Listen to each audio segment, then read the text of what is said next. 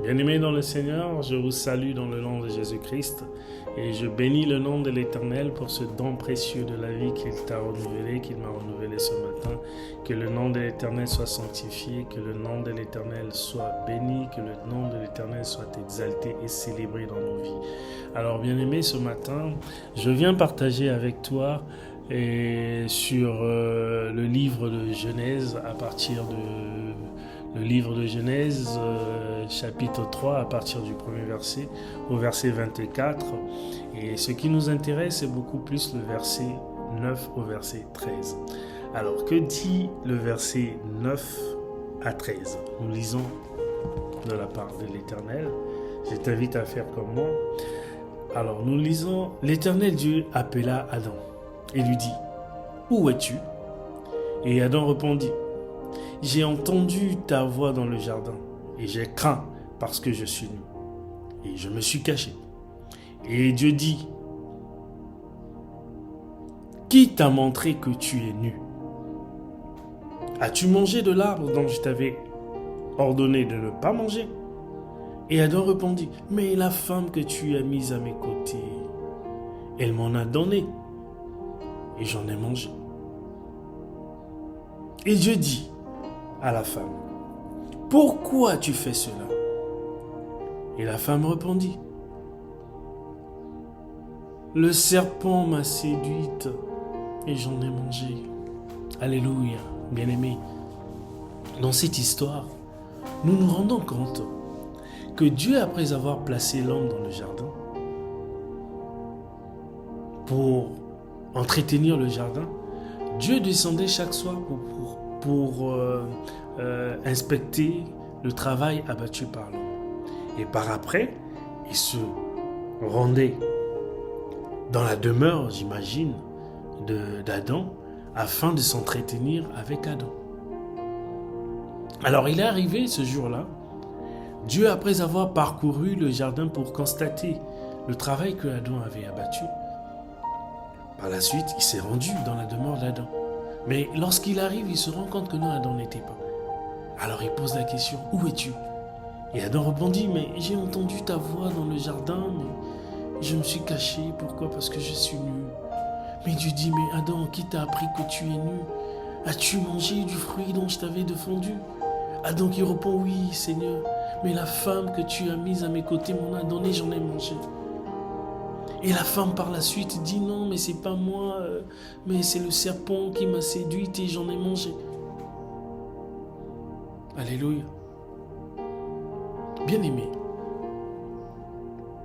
la désobéissance ici, elle est claire. Nous voyons très bien que non, il y a eu désobéissance. Et cette désobéissance a entraîné à des conséquences fascistes. Alléluia. Nous voyons la désobéissance, premièrement. Adam savait que non, Dieu l'avait interdit de pouvoir s'approcher même de cet arbre et d'en manger le fruit. Parce que le jour où il en mangea, il mourra. Alors, Adam, qu'est-ce qu'il a fait ? Il a reçu une personne dans sa vie. Bien aimé, c'est pas mauvais de pouvoir recevoir les gens dans nos vies.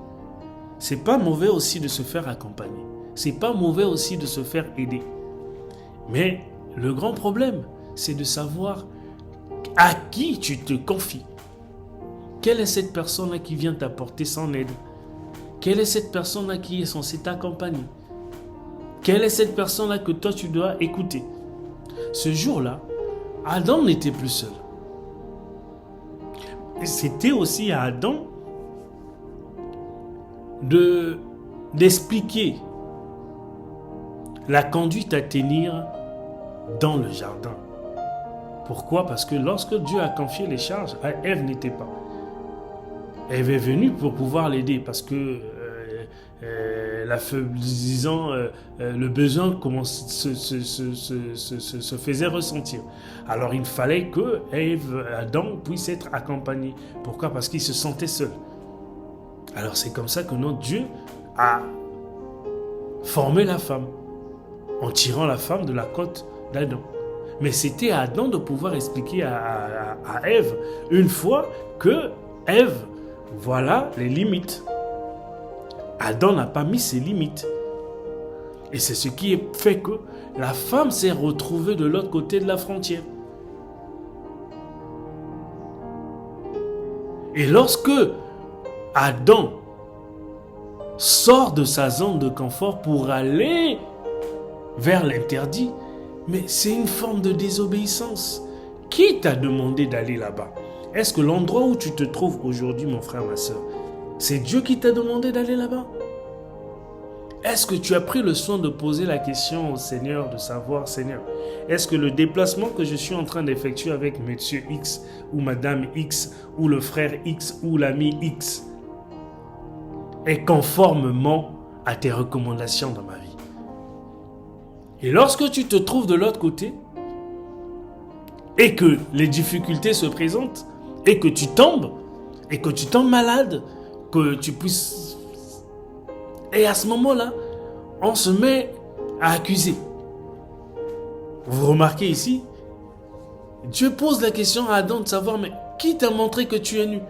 Mais Adam ne se gêne pas de dire que non, mais c'est la femme que tu as mise à mes côtés. Mais comment tu en es arrivé là? Est-ce que tu avais pris le soin d'expliquer à cette femme que non, bon, moi j'ai telle interdiction, telle... Tu n'as pas pris le soin de dire ça à la personne qui vient dans ta vie. Est-ce que tu as dit à ton ami là que non, bon voilà, chez moi tu ne dois pas fumer, chez moi tu ne dois pas... Pourquoi? Parce que moi et ma maison nous servons l'Éternel. Mais tu laisses cette personne-là de venir souiller ta maison. Et lorsque la maison est essuyée, elle entraîne quoi? Elle entraîne des conséquences. Et ces conséquences-là, c'est quoi? Eh ben, tu peux tomber dans le péché. Alors, il se retrouve face au serpent. On peut voir là qu'il y a eu une faiblesse. La femme s'est laissée séduire par le serpent. La faiblesse.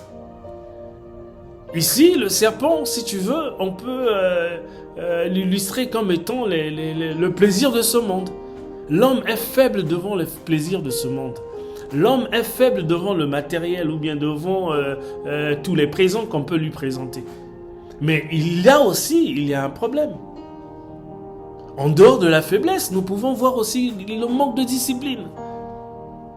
Adam n'était pas discipliné. Sa femme non plus, Ève, n'était pas disciplinée. Parce que s'il y avait de la discipline, on devait constater que Adam ou Ève allait résister pour dire non, mais ça je ne mange pas. Pourquoi? Parce que c'est pas dans mes habitudes de pouvoir manger cela. J'en ai jamais mangé, alors pourquoi est-ce que non je vais le faire aujourd'hui? S'il y avait de la discipline dans leur vie, ils n'allaient pas tomber à cela. Mais ils sont tombés plus bas, pourquoi? Parce qu'il n'y avait pas de discipline. Est-ce que nous sommes obligés de pouvoir dire à tout ce qu'on nous offre? Est-ce que nous sommes obligés d'accepter toute forme de présent que l'homme ou bien que notre entourage nous offre? Non, il faudrait que nous mettions des disciplines. La discipline va nous préserver du mal. La discipline ici, mon frère, ma soeur, si tu veux, te permettra de pouvoir vivre une vie chrétienne épanouie. La discipline ici, si tu veux, mon frère, ma soeur, te permettra de pouvoir entretenir ta relation avec Dieu, de ne pas tomber face au péché. Alors, Adam s'est exposé, pourquoi? Parce qu'il n'y avait pas de discipline dans sa vie. Et en dehors de cela, pourquoi? Adam était sorti tout simplement de sa zone de confort. La zone de confort ici, ça peut être ton église.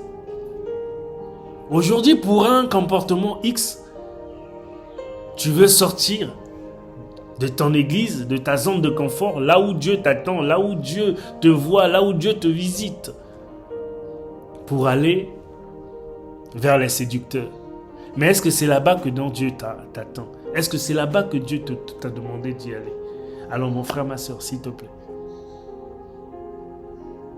sois obéissant, sois obéissante. Apprends à gérer tes faiblesses et apprends à être discipliné. Que l'Éternel te bénisse. À nous revoir très bientôt.